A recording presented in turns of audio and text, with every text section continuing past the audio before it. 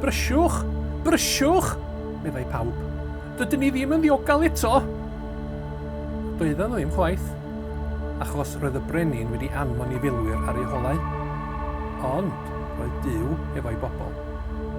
Roedd Duw yno i ddangos y ffordd iddyn nhw. Roedd Duw yno i'w cadw'n ddiogel. Yna, dyma nhw'n cyrraedd y dŵr. Roedd o'n rhy llydan i'w groesi a'r milwyr bron a'i dal. Beth nesa?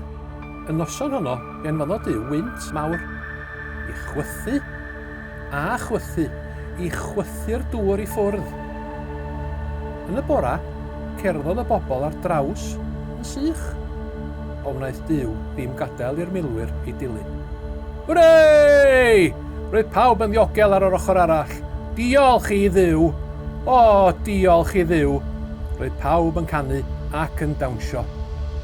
Roedden nhw ar ei ffordd i'w gwlad eu hun, y wlad roedd Duw wedi addo iddyn nhw.